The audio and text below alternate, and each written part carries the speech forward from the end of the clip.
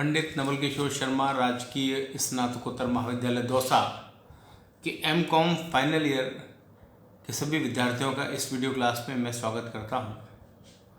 विद्यार्थियों, पिछली क्लास में अपन ने संचालक मंडल के प्रकार अथवा लोक उपक्रमों के मंडल के बारे में चर्चा की थी कि लोक उपक्रम के मंडल कितने प्रकार के होते हैं। तो पिछली क्लास में अपन ने पढ़ा था कि लोक उपक्रम के मंडलों को अपन 3 भागों में बांटकर अध्ययन कर सकते हैं, जिसमें पहला था नीति निर्धारक मंडल, दूसरा था कार्यात्मक मंडल और तीसरा था मिश्रित मंडल। इनमें से अपन नीति निर्धारक मंडल के ऊपर विस्तार से चर्चा कर चुके थे कि नीति निर्धारक मंडल क्या होते हैं और नीति निर्धारक मंडल के पक्ष में क्या तर्क हैं और विपक्ष में क्या तर्क हैं अपन ने जाने थे। आज की इस वीडियो क्लास में इसी चर्चा को आगे बढ़ाते हुए अपन अब लोक उपक्रमों के जो मंडल हैं उसमें द्वितीय मंडल पर आते हैं, जो कि कार्यात्मक मंडल या फंक्शनल बोर्ड के नाम से जाना जाता है। इसके पहले कि अपन कार्यात्मक मंडल को जानें, एक बार मैं पुनः आपको थोड़ा सा रिवाइज करा देता हूं कि पिछली क्लास में अपन ने नीति निर्धारक मंडल की चर्चा की थी, जिसमें अपन ने ये देखा था कि नीति निर्धारक मंडल का अभिप्राय विशिष्ट योग्यता वाले अंशकालिक सदस्यों से समूह से है, जो उपक्रम के बाहर रहते हुए उपक्रम के लिए नीति निर्धारण का कार्य करते हैं। मतलब इसमें अंशकालिक सदस्य होते हैं जो उपक्रम के बाहर से होते हैं और इन सदस्यों का काम उपक्रम के लिए नीति निर्धारण का होता है और नीतियों के क्रियान्वयन का कार्य अन्य किसी व्यक्तियों के ऊपर होता है। तो नीति निर्धारक मंडल में तो जो सदस्य होते हैं उनका मुख्य कार्य नीति के निर्धारण का होता है। अब हम कार्यात्मक मंडल पर आते हैं। तो कार्यात्मक मंडल क्या है? कार्यात्मक मंडल का आशय उपक्रम में से ले गए पूर्णकालिक कार्यकारी अधिकारियों से है। मतलब कार्यात्मक मंडल में क्या होता है कि उपक्रम में से ही पूर्णकालिक कार्यकारी अधिकारी लिए जाते हैं और नीति निर्धारक मंडल में हमने देखा था कि अंशकालिक कर्मचारी होते हैं जो कि बाहर के होते हैं। लेकिन कार्यात्मक मंडल में क्या होता है कि कार्यकारी जो अधिकारी होते हैं वो पूर्णकालिक होते हैं और वो औद्योगिक उपक्रम में से ही लिए जाते हैं, जिनका मंडलीय दायित्वों के साथ साथ अपने विभागों से संबंधित निर्णयों के क्रियान्वयन का दायित्व भी होता है। मतलब कुल मिलाकर हम कह सकते हैं कि कार्यात्मक मंडल में क्या होता है कि उपक्रम में से ही पूर्णकालिक कार्यकारी अधिकारी लिए जाते हैं, जिनका मंडलीय दायित्वों के साथ साथ मतलब जिनका कि दायित्व इस मंडल के साथ ही होता है और साथ ही साथ अपने विभागों से संबंधित निर्णय के क्रियान्वयन का दायित्व भी होता है। मतलब मंडल के प्रति तो इनका दायित्व बनता ही है, लेकिन साथ ही साथ ये जो अपने विभाग जिनसे ये आते हैं उन विभागों के द्वारा लिए गए निर्णयों को क्रियान्वित करने के लिए भी उत्तरदायी होते हैं। अर्थात मंडल के जो अधिकारी सदस्य हैं वे अपने क्षेत्र से संबंधित निर्णयन एवं क्रियान्वयन के लिए भी उत्तरदायी होते हैं। मतलब जो ये कार्यकारी अधिकारी हैं ये न केवल मंडलीय कार्यों के लिए उत्तरदायी हैं, बल्कि ये अपने विभाग से संबंधित जो भी निर्णय लिए गए हैं उन निर्णयों के क्रियान्वयन के लिए भी उत्तरदायी होते हैं। उदाहरणार्थ हम कह सकते हैं जैसे औद्योगिक उपक्रम के लिए कार्यमूलक मंडल में पूर्णकालिक अधिकारियों के रूप में अनेक प्रबंधक होते हैं। मतलब औद्योगिक उपक्रम में क्या होता है कि कार्यमूलक मंडल में या कार्यकारी मंडल में पूर्णकालिक अधिकारियों के रूप में अनेक प्रबंधक होते हैं, जैसे उत्पाद विभाग का प्रबंधक, विक्रय विभाग का प्रबंधक, वित्त विभाग का प्रबंधक, मानव संसाधन विभाग का प्रबंधक, फिर नया शोध या अनुसंधान इत्यादि विभाग का प्रबंधक। इसलिए इस मंडल की सफलता के लिए प्रायः यह ध्यान में रखा जाता है कि सभी सदस्य कार्यकारी हों, पूर्णकालिक सेवाएं प्रदान करने वाले हों। मतलब कार्यात्मक मंडल की सफलता इसी पर निर्भर करती है कि जितने भी सदस्य इसके हों वो कार्यकारी हों, पूर्णकालिक सेवाएं प्रदान करने वाले हों और सदस्यों के विचार शुद्ध और स्पष्ट हों। मतलब जो कार्यकारी मंडल में कार्य करने वाले व्यक्ति हैं, इनके जो विचार हैं वे एकदम शुद्ध हों और स्पष्ट हों, उनमें क्लैरिटी हो और आपस में आंतरिक मतभेद भी ना हो। मेन बात क्या है, यदि कार्यकारी मंडल में काम करने वाले सदस्यों के मध्य आपसी मतभेद हैं तो वो स्थिति ठीक नहीं होगी। तो इनके विचार शुद्ध हों, स्पष्ट हों, उसमें क्लैरिटी होनी चाहिए, किसी प्रकार की एम्बिग्विटी ना हो, अस्पष्टता ना हो और जितने भी सदस्य हैं उनके आपस में आंतरिक मतभेद भी ना हो। इस प्रकार इस मंडल का कार्य क्रियान्वयन प्रकृति का होता है। तो अभी तक अपन ने लोक उपक्रमों के मंडल में दो की चर्चा की। पहला नीति निर्धारक मंडल, पॉलिसी मेकिंग बोर्ड, और दूसरा कार्यात्मक मंडल, फंक्शनल बोर्ड। अब दोनों में फ़र्क क्या है? फ़र्क कोई बहुत ज़्यादा नहीं है। फ़र्क यही है कि नीति निर्धारक मंडल में जो सदस्य होते हैं वो अंशकालिक होते हैं, बाहर के होते हैं, उपक्रम से बाहर के होते हैं और इनका जो मुख्य कार्य है वो उपक्रम के लिए नीति निर्धारण का होता है। और कार्यकारी मंडल में क्या होता है कि जो भी सदस्य होते हैं वे उपक्रम में से ही लिए जाते हैं, वे पूर्णकालिक सदस्य होते हैं और वे अपने द्वारा लिए गए निर्णयों को क्रियान्वित करने के लिए उत्तरदायी होते हैं। वो निर्णय लेने के लिए अपने विभाग के लिए भी और मंडल के कार्यों के लिए भी उत्तरदायी होते हैं और वो निर्णय भी लेते हैं और उन निर्णयों को क्रियान्वित करने का कार्य भी होता है। तो ये कार्यात्मक मंडल की बात हुई कि कार्यात्मक मंडल क्या होता है। अब हम इनके पक्ष और विपक्ष में तर्क जान लेते हैं। जैसे कार्यात्मक मंडल की स्थापना के पक्ष में क्या तर्क हैं या कार्यात्मक मंडल की स्थापना से क्या लाभ होते हैं, तो हम कह सकते हैं कि कार्यात्मक मंडल की स्थापना के पक्ष में निम्नलिखित तर्क दिए जा सकते हैं। जैसे पहला, इस प्रकार के मंडल में सहकारिता का वातावरण देखने को मिलता है क्योंकि सभी कार्यकारी अधिकारियों द्वारा मिलजुल कर निर्णय लिया जाता है।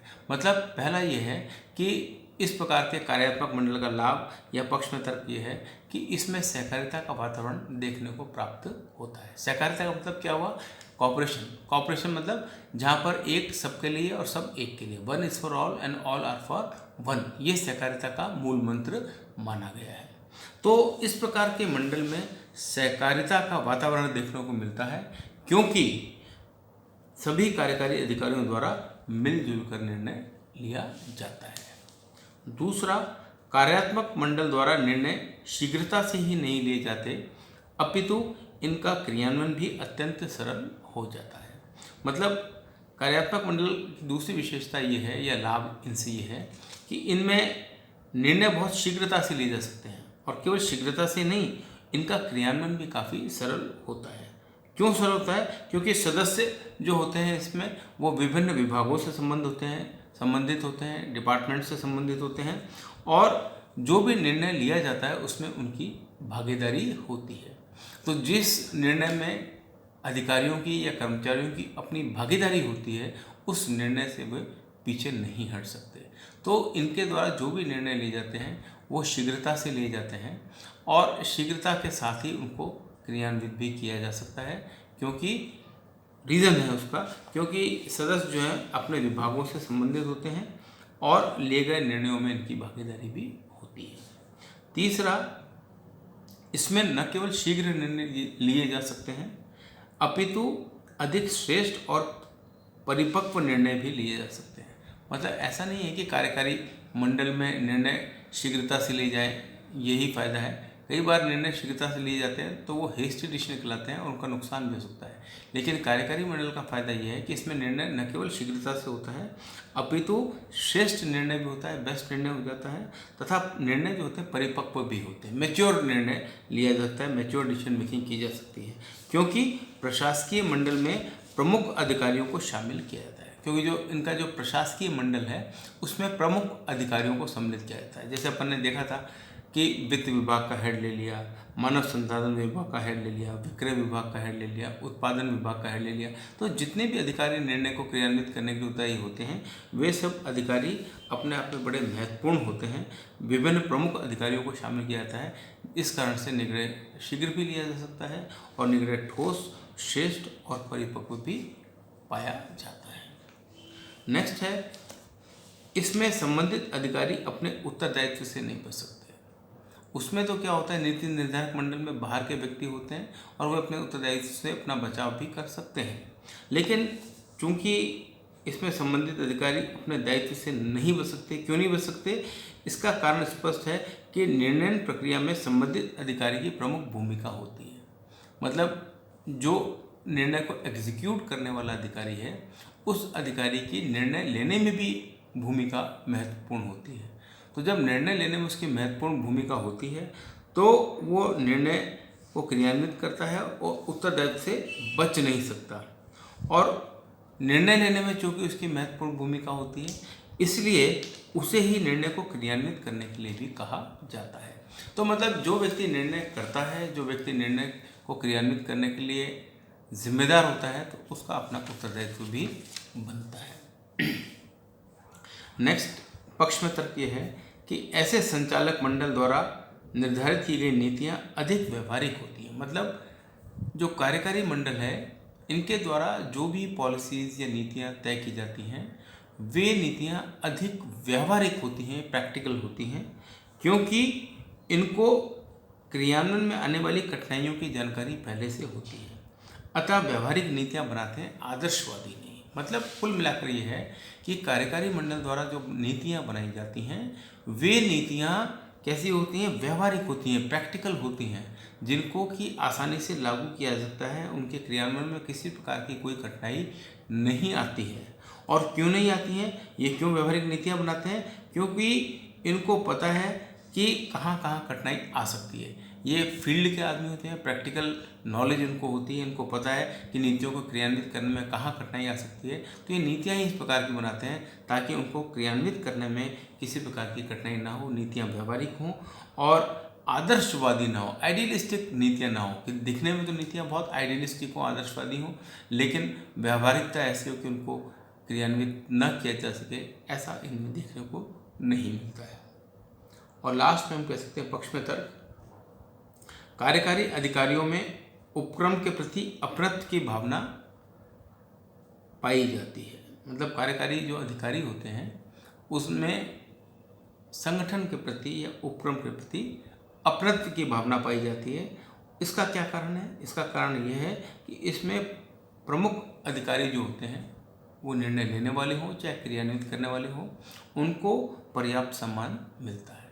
मतलब लोगों को इसमें पर्याप्त सम्मान दिया जाता है, अधिकारियों को इनमें पर्याप्त सम्मान दिया जाता है, इसीलिए उनमें उपक्रम के प्रति अपनत्व की भावना जागृत होती है। और जब व्यक्तियों में अपनत्व की भावना उपक्रम के प्रति जागृत होगी तो उपक्रम तरक्की करेगा। तो ये कुछ बिंदु थे 5-6 जो कि कार्यकारी मंडल की स्थापना के पक्ष में जाते हैं। अब अपन हानियों की चर्चा करते हैं कि कार्यकारी मंडल की स्थापना के विपक्ष में क्या तर्क हैं या क्या दोष हैं। ऐसा नहीं कि कार्यकारी मंडल की स्थापना करने से सारे लाभ ही होंगे, कुछ हानियां भी हैं। कुछ कार्यकारी मंडल की स्थापना के विपक्ष में भी तर्क हैं, उनको भी जान लेते हैं। तो विपक्ष में जो पहला तर्क है वो ये है कि इनमें संपूर्ण उपक्रम के हितों की उपेक्षा होती है, क्योंकि प्रत्येक सदस्य अपने विभाग के हितों को प्राथमिकता देता है।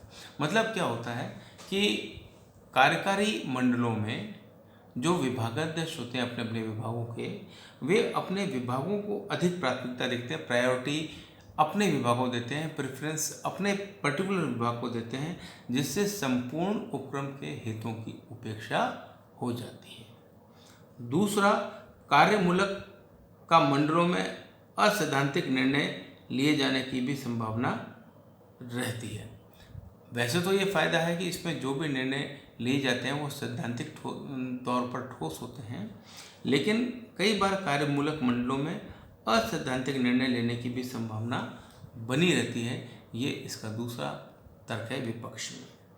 तीसरा, सदस्य नए प्रयोगों के प्रति अधिक उत्साहित नहीं रहते, क्योंकि नए उत्तरदायित्व की प्रवृत्ति उत्पन्न कर दी जाती है। मतलब कुल मिलाकर ये है कि कार्यकारी मंडल में जो अधिकारी हैं वे नए प्रयोगों के प्रति उत्साहित नहीं होते। मतलब जो नई प्रयोग है, कोई नया इनोवेशन है, उसके प्रति वो उतने जागरूक नहीं होते, उतने उत्साहित नहीं होते, क्योंकि अगर नवीन प्रयोग को वो अपने यहाँ पर अपनाएंगे तो इससे उनके उत्तरदायित्व बढ़ जाएंगे, ज़्यादा उनके ऊपर जिम्मेदारी आ जाएगी जो कोई भी प्रबंधक लेना नहीं चाहता है। इसी प्रकार इस मंडल में विभागीय हितों को लेकर सदस्यों में आपसी टकराव भी हो सकता है, जो उपरोक्त के लिए बहुत हानिप्रद होता है। मतलब क्या होता है कि कार्यकारी मंडल में विभिन्न विभाग के प्रमुखों को शामिल किया जाता है। जैसे अपन ने उदाहरण देखा था कि वित्त विभाग, उत्पादन विभाग, विक्रय विभाग और मानव संसाधन विभाग। तो इसमें होता क्या है कि जितने भी विभाग के जो अधिकारी हैं, हेड ऑफ डिपार्टमेंट्स हैं, उनमें विभागीय हितों को लेकर आपसी टकराव उत्पन्न हो सकता है, जो कि अंततः संगठन के लिए या उपक्रम के लिए ठीक नहीं माना जाता है। क्योंकि जब विभिन्न विभागों के हेड होते हैं तो विभिन्न विभागों के हेड अपने अपने विभागों के प्रति बड़े संवेदनशील हो जाते हैं, और कई बार वो इतने संवेदनशील हो जाते हैं कि उनके आपस में टकराव की स्थिति पैदा हो जाती है, और वो जो टकराव आपस में होता है वो किसी भी संगठन के लिए ठीक नहीं माना जा सकता है। नेक्स्ट विपक्ष में तर्क है कि विभिन्न विभागों के हितों में समन्वय स्थापित करने में काफ़ी कठिनाइयों का सामना करना पड़ता है। मतलब क्या है कि कार्यकारी मंडल में जैसा कि हमने देखा कि एक तो पूर्णकालिक कर्मचारी होते हैं और आंतरिक कर्मचारी हैं, विभिन्न विभागों से ही लिए गए कर्मचारी होते हैं जो कि नीतियों को बनाते हैं और उनका क्रियान्वयन करते हैं। तो जो विभिन्न विभाग के हितों में समन्वय करने में काफ़ी कठिनाइयों का सामना करना पड़ता है। अब जैसे कोई भी संगठन है, कोई भी उपक्रम है, उसमें बहुत से विभाग होते हैं। अब उन विभागों के आपस में कोई टकराहट ना हो, उनके मध्य आपस में सामंजस्य या समन्वय बैठाना, ये बड़ा कठिन कार्य होता है। तो समन्वय में कठिनाइयाँ भी उत्पन्न होती हैं। और लास्ट है, और एक और है कि सदस्यों में अनौपचारिक समझौते होने से उपक्रम को हानि की संभावना बढ़ जाती है। कई बार क्या होता है कि क्योंकि कार्यात्मक मंडल में आंतरिक कर्मचारी या अधिकारी ही होते हैं जो कि एक दूसरे को अच्छी तरह जानते हैं और जो पूर्णकालिक होते हैं, ऐसी स्थिति में कई बार ये होता है कि सदस्यों में अनौपचारिक रूप से, फॉर्मली तो नहीं लेकिन इनफॉर्मल रूप से आपस में समझौते ये लोग कर लेते हैं, जिसका अंततोगत्वा नुकसान संगठन को या उपक्रम को उठाना पड़ता है। और लास्ट है, इसमें निर्णय लेना कठिन होता है क्योंकि आंतरिक मतभेद होते हैं। मतलब अंतिम नुकसान ये है कि इसमें निर्णय लेना थोड़ा सा कठिन कार्य है। और कठिन कार्य क्यों है? क्योंकि निर्णय लेने में सदस्यों के मध्य कई बार आंतरिक मतभेद की स्थिति उत्पन्न हो जाती है। तो ये कुछ कार्यात्मक मंडल के विपक्ष में तर्क हैं। तो इस चैप्टर में अभी तक अपन ने ये देखा कि संचालक मंडल से क्या आशय है, संचालकीय मंडल का क्या अर्थ होता है, संचालक मंडल के प्रकार क्या हैं, और उन प्रकारों में नीति निर्धारक मंडल की अपन ने चर्चा कर ली थी। आज अपन ने कार्यात्मक मंडल की चर्चा करी है, और नेक्स्ट वीडियो क्लास में अपन मिश्रित मंडल की चर्चा करेंगे।